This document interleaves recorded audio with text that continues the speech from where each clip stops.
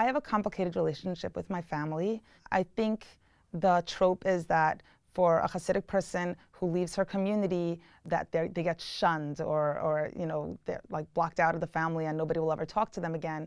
And it's not quite that simple. It's a lot more nuanced than that. I'm Chavie Weisberger and I'm queer. I was raised in a Hasidic family. When I was 12 years old, my father handed me this little prayer that he wanted me to say every day, which was a way for me to ask for a perfect husband that was holy and pious and that I would raise nice, good Jewish children with. When I was 18 years old, I was away at summer camp and my father called me and said, we want you to come home and meet somebody that we want you to marry. I knew this person, I knew him from my community, and I was like, I'm not really sure. And my father felt very strongly that this was right for me, and so I came home from camp and met what was then to become my husband. I met him twice for like an hour each time, and then 6 months later we were married. And it was really a rocky time for me. I was really unhappy, didn't have a way really to express that. And I went to see this Hasidic therapist and I said, I don't love my husband. And he said, how do you know what love is? This is the first man you've ever been with. And I said, yeah, but I've been in love before. He looked at me quizzically and I said, yeah, there was this girl, Sarah, in high school, and I loved her.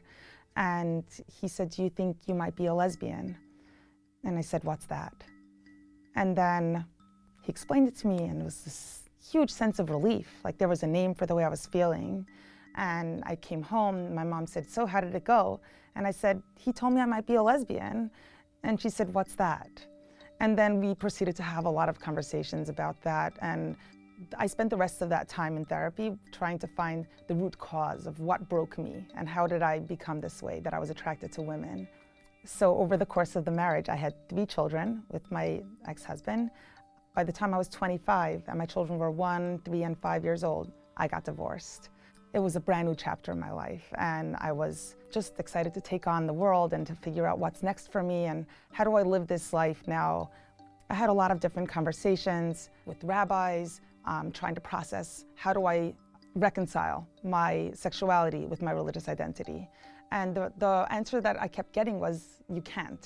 You just need to keep your head down and raise your children in a Hasidic life, and there is no room for expression of your sexuality in this community. Eventually I discovered there was this Jewish organization called Eshel, that's like for LGBT Jews. And I went for a weekend to their retreat and saw Jewish families with 2 dads and 2 moms and all kinds of genders and all kinds of ways, and just raising their children lovingly, and it didn't seem confusing and it didn't seem impossible. I started to come to terms more with the fact that I was no longer going to live a lie. There was a way I was going to bring my children into my world and raise them as my full self. When I came out in my community about my sexuality and my religious identity, all hell broke loose. I lost my job at a prominent Hasidic ultra-Orthodox women's magazine, which was an awesome job, but they let me go. I lost the support of my family and friends, and ultimately my ex-husband took me to court to fight me for custody of our children. And that led to like an awful 5 years battle in court, where I just had to prove to the court that no, my children were not traumatized by my identity. Children are resilient and smart and can adapt beautifully, and family court is pretty conservative and right-wing, and so it was a difficult uphill battle. Ultimately, I lost custody of my children at first, which meant that the courts ordered me to hide my identity, pretend to be religious, pretend to be straight, and raise my children in the limited amount of time that they gave me access to my children. And that wasn't enough for me, and so I appealed that decision. And I was really lucky. I had a lot of support from an organization called Footsteps that helps ultra-Orthodox Jews who are transitioning to mainstream society. This past August, I won on the appeal for custody of my children. And so it's been a whirlwind of new experiences and just beautiful family bonding time since then. And we get to meet people of all different identities and cultures, and so I'm very hopeful for our future and the beginning of our brand new life. This is me at 18 years old. It's at my engagement party. All I remember from that time is this overwhelming, like, it was chaos.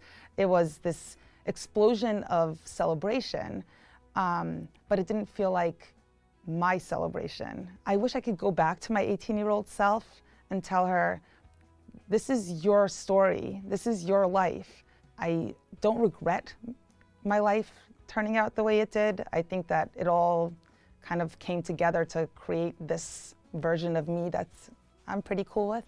But I still wish that I had a better, it's hard to think about 18-year-old me feeling so lost in that moment and feeling like I had to behave in a way that was expected of me and without having access to the knowledge and information I have today. I'm going to keep listening to my truest self and living by what that feels like and looks like, and sharing that truth with the people who are most important to me. And that to me is a life worth living. It's a meaningful existence that I want to keep living as fully as I possibly can for as long as I can.